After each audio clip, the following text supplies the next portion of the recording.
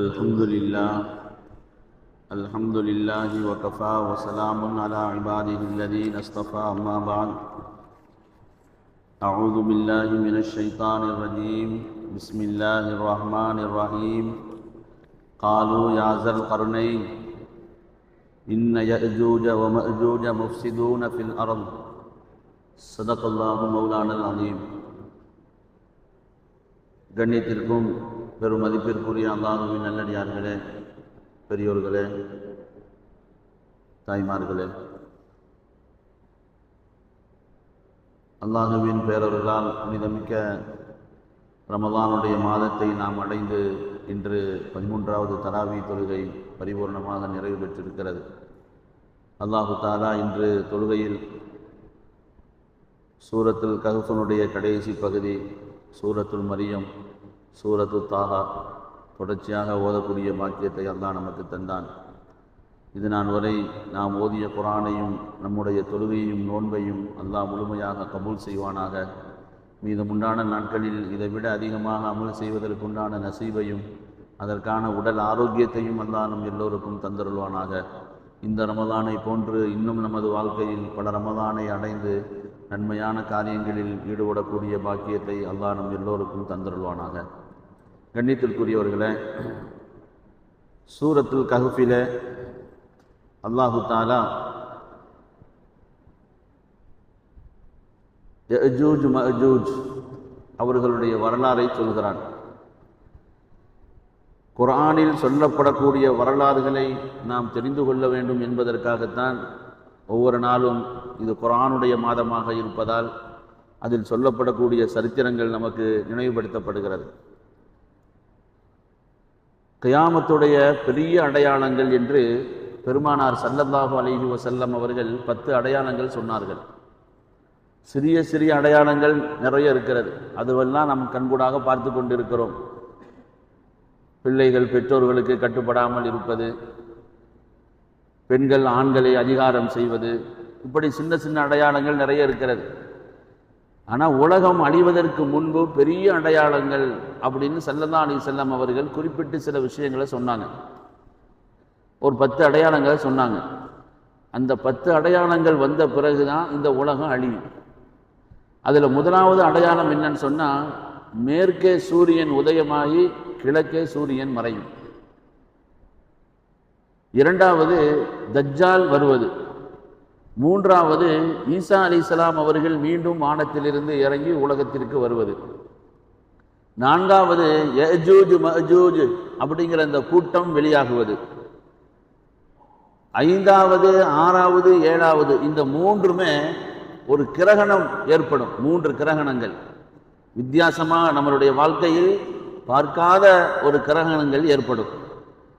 அதே மாதிரி 8வது ஒரு நெருப்பு புகை, ஒரு புகை ஒன்று வெளியாகும். வாழ்க்கையினுடைய எல்லா நிலையும் சிரமமாகக்கூடிய ஒரு நிலைக்கு அது தள்ளிவிடும். அது ஒரு அடையாளம்.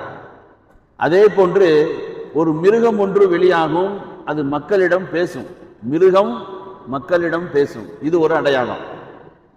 10வது ஒரு நெருப்பு ஒன்று ஏற்படும். அது மனிதர்களை விரட்டி விரட்டி பலஸ்தீனின் பக்கம், கடைசியில் எல்லா மனிதர்களும் பலஸ்தீனுக்கு தான் போயாகணும். அது ஒரு மஹ்ஷர் மாதிரி நாங்கள் ஸல்லல்லாஹு அலைஹி வஸல்லம். இந்த அடையாளங்களுக்கெல்லாம் பிறகுதான் இந்த உலகம் அழியும். அப்போ உலகம் அழிவதற்கு முன்பு ஏற்படக்கூடிய பெரிய அடையாளங்களில் ஒன்று யஅஜூஜ் மஅஜூஜ். இந்த யஅஜூஜ் மஅஜூஜ்ங்கிறது என்ன? அவங்க வந்துட்டாங்களா? அவங்க எங்க இருக்கிறாங்க? எப்போ வருவாங்க? இந்த விஷயங்கள் எல்லாம் குர்ஆன் நமக்கு தேவையான விஷயங்களை அது குர்ஆன் சொல்கிறது. யஅஜூஜ் மஅஜூஜ் அப்படிங்கிறவங்க மலக்கு இல்லை, அவங்க ஜின்களும் அல்ல, மனித இனத்தை அவர்கள் சார்ந்தவர்கள். அப்போ மனித இனத்தை சார்ந்தவர்கள்னா அவர்களுடைய வழித்தோன்றல் எங்கிருந்து இருக்குது? ஹஸரத் நூஹ் அலைஹிஸ்ஸலாம் அவர்களுக்கு 4 ஆண் பிள்ளைகள். நூஹ் அலைஹிஸ்ஸலாம் அவர்களுக்கு 4 ஆண் பிள்ளைகள். 1வது ஷாம், 2வது ஹாம், 3வது யாஃபஸ், 4வது கன்ஆன். இப்படி 4 ஆண் பிள்ளைகள். நூஹ் அலைஹிஸ்ஸலாமுடைய காலத்திலேயே இந்த கனான் அப்படிங்கிறவரு அந்த வெள்ள பிரளயத்தில் அழிக்கப்பட்டார். குர்ஆன் சொல்லுது. எல்லா மக்களையும் கப்பல்ல ஏற்றிய பிறகு என் மகனே நீ கப்பலில் ஏறிவிடு அப்படிங்கும் பொழுது அவர் சொல்றாருல்ல, எவ்வளவு பெரிய அலைகள் வந்தாலும் நாம் பெரிய மலைக்கு மேல் ஏறி நின்று சாவி இலா ஜபலி யஸ்முனி மினல் மா, என்னை பாதுகாக்கக்கூடிய மிகப்பெரிய மலையிலிருந்து நான் ஏறிக்கொள்வேன் அப்படின்னு அவர் சொல்வார். சொல்ற அந்த மறு நிமிடமே மிகப்பெரிய ஒரு அலை ஒன்று அடிக்கும், அவர் அப்படியே தண்ணியில மூழ்கிடுவார். இது குர்ஆன் சொல்லுது. அப்ப அவருடைய காலத்திலேயே கனான் அப்படிங்கிற மகன் இறந்து போறார். மீதம் இருக்கிறது 3 பேர் தான். அப்ப இந்த உலக மக்களுடைய தோன்றல் இந்த 3 பேருடைய வழி தோன்றல் தான், ஷாம், ஹாம், யாஃபஸ். இந்த 3 பேர்கள்ல இந்த யஜூஜ் மஜூஜ்ங்கிறவன் அந்த கூட்டம் எங்க இருந்து வந்ததுன்னு சொன்னா யாஃபஸ் அப்படிங்கிறவர்கிட்ட இருந்து தான் அவருடைய வழித்தோன்றல்கள் தான் இவர்கள் எல்லாம். இந்த யஜூஜ் மஜூஜ்ங்கிறவங்களுக்கு அல்லாஹ் தஆலா நீண்ட ஆயுள கொடுத்திருக்கிறான். கியாம நாள் வரையில் அவங்க இருப்பாங்க. யாஃபஸனுடைய வழித்தோன்றலில் வந்தவர்கள், நீண்ட ஆயுளை பெற்றவர்கள். அதே மாதிரி சந்ததிகள் அதிகமாக கொடுக்கப்பட்டவர்கள். சந்ததிகள் அதிகமாக கொடுக்கப்பட்டவர்கள்னா நம்ம இருக்கிற மனிதனுடைய நம்மை விட 99 மடங்கு அதிகமாக கொடுக்கப்பட்டவர்கள் அந்த யஜூஜ் மஜூஜ் கூட்டத்தார்கள். அப்ப இந்த யாஃபஸ் அப்படிங்கிறவருடைய இதுல இருந்து வந்தவங்க தான் இந்த யஜூஜ் மஜூஜ்ங்கிறவங்க. இவர் எப்படி இருப்பாங்க? நம்மள மாதிரி 6 அடி உயரம்லாம் இல்லை, 1 முழம் இருப்பார்கள் அப்படிங்கிறது ஒரு சொல்லு. இன்னொரு ஹஸரத் இப்னு அப்பாஸ் அவங்க சொல்றாங்க 4 முழம் இருப்பார்கள். உருவத்தில் ரொம்ப குள்ளமாக இருப்பார்கள். கண்ணு ரொம்ப சிறியதாக இருக்கும். முகம் ரொம்ப அகலமாக நீளமாக இருக்கும். பார்ப்பதற்கு விகாரமாக இருக்கும். கண்கள் சிரித்தவர்கள், முகம் மிக அகலமாக இருக்கும். ஆடுகளுக்கு ரோமங்கள் இருப்பதை போன்று அவர்களுக்கு ரோமங்கள் இருக்கும். இதுதான் யஜூஜ் மஜூஜ்னுடைய படைப்பு. அல்லாஹ் தஆலா அந்த யாஃபஸனுடைய சந்ததிகளிலிருந்து இவங்களை கொண்டு வந்தான். குர்ஆனில 2 இடங்களில அவங்கள பத்தி இன்னைக்கு குர்ஆன்ல சூரத்துல் கஹ்ஃப்ல ஓதுனோம். காலு யாஸல் கர்னைன் இன்ன யஜூஜ வ மஜூஜ முஃப்ஸிதூன ஃபில் அர்த். அந்த மக்கள் எல்லாம் ஜுல்கர்னைன், இஸ்கந்தர் ஜுல்கர்னைன் அப்படிங்கிற அந்த மன்னர்கிட்ட எடுத்து வச்சாங்க, கோரிக்கை வைத்தார்கள். இந்த யஜூஜ் மஜூஜ்னுடைய தொந்தரவுகள் அக்கிரமங்கள் எங்களால தாங்க முடியல, ஒரு பாதுகாப்பு ஏற்பாடு செய்யுங்க அப்படின்னு குர்ஆன் சொல்லுது. இது ஒண்ணு. இன்னொரு இடத்துல இன்ஷா அல்லாஹ் நாளைக்கு நாம் ஓதுவோம். ஹத்தா இதா ஃபுத்திஹத் யஜூஜ் வ மஜூஜ் வ ஹும் மின் குல்லி ஹதபி யன்சிலூன். கதவுகள் திறக்கப்பட்டால் யஜூஜ் மஜூஜ் அந்த கூட்டம் உயரத்திலிருந்து உயரமான இடங்களிலிருந்து வெள்ளம் மிக வேகமாக ஓடுவதை போன்று கூட்டம் கூட்டமாக அவர்கள் பரவுவார்கள் அப்படின்னு அல்லாஹ் குர்ஆன்ல 2 இடங்கள்ல சொல்றான். இந்த யஜூஜ் மஜூஜ் இருக்காங்களே, இவங்க என்ன, இவங்களுடைய செய்யக்கூடிய கொடூரங்கள் என்ன, அவர்களுடைய அட்டூழியங்கள் என்ன அப்படிங்கிறது அல்லாஹ் தஆலா குர்ஆன்ல சொல்றான். முஃப்ஸிதூன ஃபில் அர்த், பூமியிலே அவர்கள் அக்கிரமம் செய்தார்கள். அது என்ன அக்கிரமம் செய்தாங்க அப்படிங்கிறதுக்கு முன்னாடி இஸ்கந்தர் ஜுல்கர்னைன் அப்படிங்கிறவர், இவர் யாரு? இப்ராஹிம் அலைஹிஸ்ஸலாம் அவர்களுடைய காலத்திற்கு முன்பு வாழ்ந்தவங்க. இப்ராஹிம் அலைஹிஸ்ஸலாமுடைய காலத்தில் இப்ராஹிம் அலைஹிஸ்ஸலாமையும் சந்திக்கிறாங்க இந்த இஸ்கந்தர் ஜுல்கர்னைன் அப்படிங்கிறவர். மிக சாலிகான ஒரு மன்னர், நீதமான ஆட்சியாளர். அவர் உலக முழுக்க அன்றைய நேர பரப்பளவு எவ்வளவோ அதை முழுக்க அவர் ஆட்சி செய்தவர். 4 பேர்கள் உலகத்தை ஆட்சி செய்தவர்கள் சொல்றாங்க. அதுல 2 பேர் முஸ்லிம்கள், இஸ்கந்தர் ஜுல்கர்னைன் ஒண்ணு, அதே மாதிரி சுலைமான் அலைஹிஸ்ஸலாம். காஃபிர்கள் 2 பேரும் ஆட்சி செய்திருக்கிறாங்க. அதுல புக்தநஸர், நம்ரூத், மொத்தம் 4 பேரு. அப்ப இருந்த பரப்பளவு எவ்வளவோ ஒட்டுமொத்த உலகத்தையும் ஆட்சி செய்தவர்கள் 4 பேரு. அதுல 2 பேர் முஸ்லிம்கள், 2 பேர் காஃபிர்கள். முஸ்லிம்கள்ல 2 பேரு இஸ்கந்தர் ஜுல்கர்னைன், ஹஸரத் சுலைமான் அலைஹிஸ்ஸலாம். காஃபிர்கள்ல 2 பேரு நம்ரூத், புக்தநஸர். இப்படி 4 மன்னர்கள். இப்ப இந்த இஸ்கந்தர் ஜுல்கர்னைன் அப்படின்னு சொல்றோம், இப்ராஹிம் அலைஹிஸ்ஸலாமுடைய காலத்துல உள்ளவங்க, சாலிகான மனிதர். இஸ்கந்தர் ஜுல்கர்னைன் நிறைய வரலாற்றுல இருக்கு. பிற்காலத்துல ஒரு இஸ்கந்தர் ஜுல்கர்னைன் சிலை வணங்கக்கூடியவராக இருந்திருக்கிறார். அவர் அல்ல, இவர் சாலிகான நல்ல மனிதர். இவர் ஒட்டுமொத்த உலகத்தையும் ஆட்சி செய்தார். மேற்கில் இருந்து அவர் கிழக்கின் பக்கமாக வருகிற போது, கிழக்கில் இருந்து மேற்கு பக்கமாக வருகிற போதுதான் இந்த யஜூஜ் மஜூஜ் வாழக்கூடிய அந்த இடத்துக்கு வர்றாங்க. அப்ப இஸ்கந்தர் சுல்கர்னைன் அப்படிங்கிற மன்னர் வருகிறான்னு சொல்லி அந்த மக்களுக்கு தெரிந்தவுடன் மிக சாலிகான மனிதர், ரொம்ப திறமையானவர், வலிமை மிக்கவர் அப்படிங்கிறத பத்தி அவங்க கேள்விப்படுறாங்க. கேள்விப்பட்டு வந்து முறையிடுறாங்க. இந்த மாதிரி இந்த இஸ்கந்தர் யஜூஜ் மாஜூஜுடைய தொந்தரவு எங்களால் தாங்க முடியல, அவங்களுக்கும் எங்களுக்கும் எந்த விதமான ஒரு தடையை ஏற்படுத்தி அவர்களுடைய சிரமத்திலிருந்து எங்களுக்கு ஒரு பாதுகாப்பு ஏற்பாடு செய்யுங்க அப்படின்னு கேட்குறாங்க. அப்போ இஸ்கந்தர் சுல்கர்னைன் என்ன செய்யறாரு, 2 மலைகளுக்கு மத்தியில், சரித்திரம் இப்படிதான் சொல்லப்பட்டிருக்கு, எந்த இடம் அப்படிங்கிறதெல்லாம் குறிப்பிடப்படல. கியாமத்துடைய நாள் வருகிற போதுதான் அவங்க வெளியில வருவாங்க.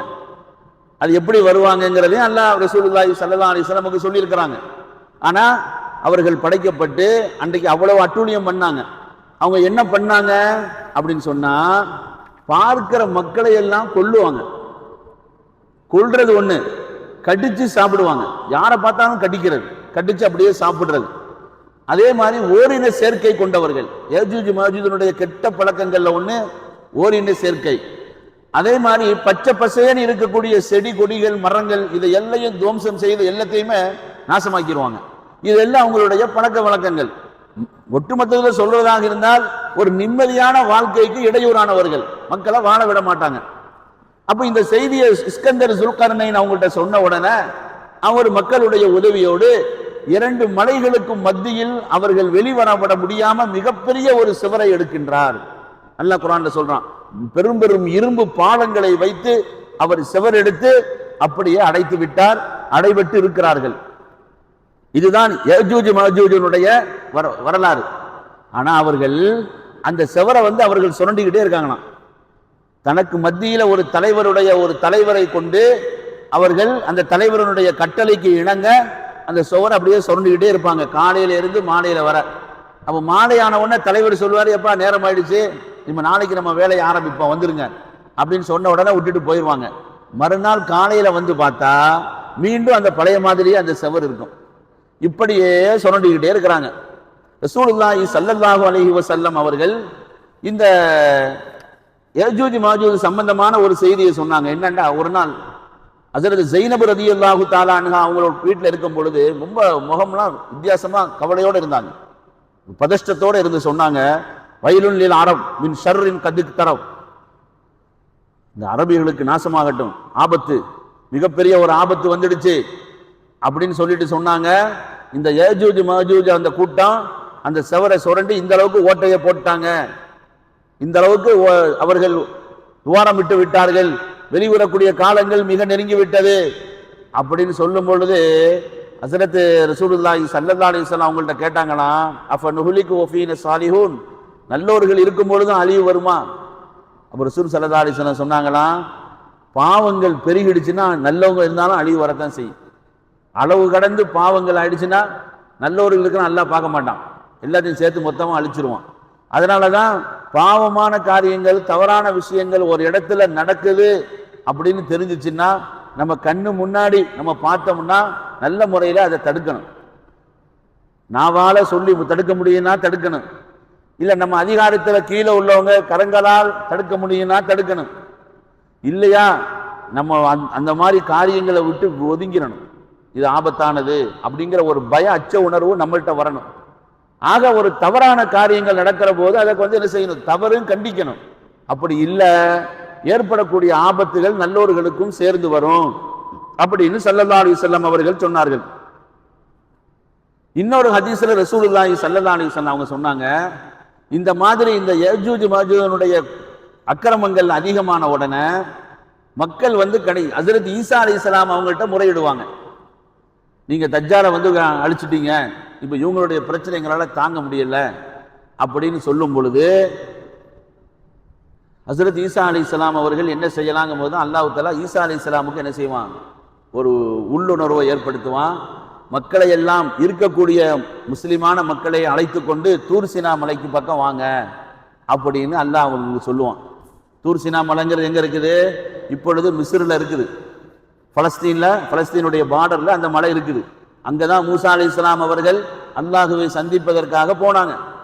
அங்க அழைத்து கொண்டு மக்களை எல்லாம் போன பிறகு இந்த யஜூஜ் மாஜூஜ் இந்த கூட்டம் இருக்கிற ரசூல் ஸல்லல்லாஹு அலைஹி வஸல்லம் அவங்க சொல்றாங்க, என்ன பலஸ்தீன உள்ள தபுரியான்னு சொல்லி ஒரு நதி இருக்குது.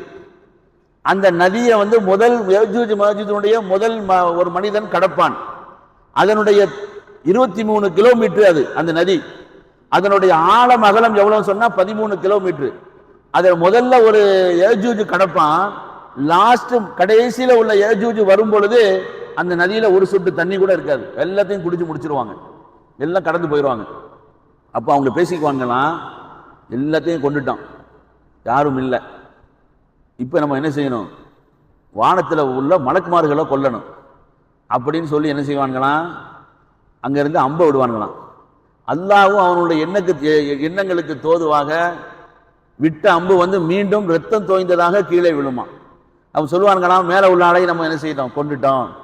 இப்போதான் ஹஸரத் ஈசா அலைஹிஸ்ஸலாம் அவர்கள் அல்லாஹ்ட்ட துவா செய்கிற பொழுது அல்லாஹு தஆலா ஒரு புழுவை அனுப்புவான்னு சொல்லுவாங்க. ஒரு புழு, ஒரு சொல்லின் பிரகாரம் அவர்களுடைய கழுத்துல ஒரு கட்டி வரும், அந்த கட்டி வெடிச்சு அவர்கள் சாவுவார்கள் அப்படிங்கிறது இருக்கு. ஆனா அல்லாஹ் ஒரு புழுவை அனுப்புவான். அந்த புழுக்கள் அவர்களை அப்படியே கொதறி கொதறி எல்லாத்தையுமே சாப்பிட்டுரும். என்ன சொல்ல வர்றாங்கன்னு சொன்னா, ஹஸரத் ஈசா அலைஹிஸ்ஸலாம் அல்லாஹ் சொல்வானா, இந்த படைப்பை எதிர்த்து நீங்க சண்டையிட்டு வெற்றி அடைய முடியாது. அந்த மக்கள் உங்களிடத்துல பாதுகாப்பு தேடி வர்றாங்க, ஆனா நீ என்ன செய்ய முடியாது, வெற்றி அடைய முடியாது. அதனால நீங்க வந்து மக்களை அழைத்து கொண்டு துவா செய்யுங்க பொழுது ஈசா அலைஹிஸ்ஸலாம் துவா செய்வார்கள். துவா செய்த பிறகுதான் அந்த புழுக்கள் வந்து அவர்கள் அவ்வளவு வெத்தையும் அப்படியே கொதறி கொதறி எல்லாத்தையுமே சாவடிச்சிடும். அதற்கு பிறகு அல்லாஹு தஆலா வானத்தில் இருந்து மிகப்பெரிய ஒரு பறவை ஒன்றை அனுப்பி அந்த அந்த பிணத்தை ஃபுல்லா அப்படியே கடல்ல தள்ளுவதற்குண்டான ஏற்பாடு செய்வான். கடல்ல எல்லாம் போயிடுவாங்க. அதுக்கு பிறகு நாத்தம் தாங்க முடியாது. அல்லாஹு தஆலா ஒரு மலையை இறக்கி அந்த ஊரை சுத்தப்படுத்துவான் அப்படிங்கிறத ரசூலுல்லாஹி ஸல்லல்லாஹு அலைஹி வஸல்லம் அவர்கள் நமக்கு சொல்லி கொடுத்திருக்கிறாங்க. அன்பானவர்களே, இதுதான். அப்ப இஸ்கந்தர் ஜுல்கர்னைன் செவரை கட்டி அடைச்சிட்டாங்க. அல்லாஹுடைய நாட்டம் எப்பொழுது வருமோ அவரே சொல்றாரு, எப்பொழுது தக்கா வகான வஅது ரப்பி ஹக்கா, அல்லாஹ் நாடுகிற போது அந்த தடை அந்த செவரு இடிஞ்சு அவர்கள்லாம் வந்துருவாங்க அப்படின்னு அவரே சொல்றாரு. ஆனா கட்டி முடிச்ச அந்த இஸ்கந்தர் ஜுல்கர்னைன், இது வந்து என்னுடைய திறமை இல்லை, இது அல்லாஹ்வுடைய அருள் அப்படின்னு சொல்றாரு. இதுதான் நமக்கு பாடம். எவ்வளவு பெரிய திறமையான காரியத்தை, நல்ல காரியங்களை நம்ம செய்தாலும், உதாரணமாக நம்ம ஒரு ஏழை குமர்களை திருமணம் செய்து வச்சோம், அல்லது ஒரு இல்லாதவங்களுக்கு ஒரு உதவி செய்து உயர்ந்த நிலைக்கு கொண்டு வந்து நம்மளை வந்து இந்த காரியத்தை இவங்க தான் செய்தாங்க அப்படின்னு சொல்லும் பொழுது அந்த இடத்துல நம்ம சொல்ல வேண்டிய வார்த்தை ஹாதா மின் ஃபத்லி ரப்பி, இது என்னுடைய ரப்பனுடைய கிருபை, என் ரப்பனுடைய ரஹமத், என்னுடைய திறமை அல்ல அப்படின்னு நம்மளுடைய புகழை அல்லாஹ்வின் பக்கம் நாம் சேர்க்க வேண்டுமே ஒழிய நான் தான் செய்தேன், என் திறமை தான் அப்படின்னு நம்ம ஒருபோதும் சொல்லக்கூடாது. அப்படிங்கிறது தான் ஹஸரத் இஸ்கந்தர் ஜுல்கர்னைன் அவருடைய வரலாற்றிலிருந்து நமக்கு கிடைத்த பாடம். இரண்டாவது, இந்த யஜூஜ் மஜூஜ் போன்ற ஆபத்தான ஒரு சூழலில் இருந்து அல்லாஹ் நம் எல்லோரையும் காத்தருள வேண்டும். நிம்மதியான வாழ்க்கை நாம் வாழுகிறோம், இது போன்ற பெரும் பெரும் அடையாளங்கள் வெளியாகிற காலத்துல நம்ம வாழ்ந்தோம் சொன்னா அல்லாஹ் பாதுகாக்கணும். நம்மளுடைய ஈமானுடைய நிலை என்ன அப்படிங்கிறத நம்ம தான் யோசிக்கணும். அல்லாஹு தாலா அது போன்ற நிலையிலிருந்து நம் எல்லோரையும் பாதுகாப்பானாக. அழிவு நாடுகளுக்கு முன்பு ஏற்படக்கூடிய எல்லா ஃபித்னாக்களிலிருந்தும் அல்லாஹ் நம்மை பாதுகாப்பானாக, இந்த உம்மத்தையும் பாதுகாப்பானாக. திருமறையில் கூறுகின்ற வரலாறுகளை நாம் முழுமையாக படித்து படிப்பினை பெற்ற நல்ல மக்களாக அல்லாஹ் நம் எல்லோரையும் வாழச் செய்வானாக. கொடிய நோய்கள், ஆபத்துகள், பலா முசீபத்துகள், திடீர் மரணங்கள், மருத்துவமனை கஷ்டங்கள், சிரமங்கள், செலவுகளிலிருந்து அல்லாஹ் நம் எல்லோரையும் காத்திருள்வானாக. நம்முடைய ஆயுளில் அல்லாஹ் பரக்கத் செய்வானாக. ஹலாலான நாட்டங்கள் அனைத்தையும் அல்லாஹ் நிறைவு செய்து தருவானாக. நம்மளுடைய தொழில்துறைகளிலே அல்லாஹ் பரக்கத் செய்வானாக. இந்த ரமலானில் நாம் செய்த அமல்களை போன்று இன்னும் பல ரமலானை அடைந்து அமல் செய்கிற பாக்கியத்தை அல்லாஹ் நம் எல்லோருக்கும் தந்தருள்வானாக. ரப்பனா ஆத்தினா ஃபித் துன்யா ஹஸனா வ ஃபில் ஆখিরাতি ஹஸனா வ கினா அஸாபன்னார். வ ஸல்லி யா ரப்பி அலா நபி முஹம்மதின் வ அலா ஆலிஹி வ ஸஹாபிஹி அஜ்மஈன் வல்ஹம்துலில்லாஹ்.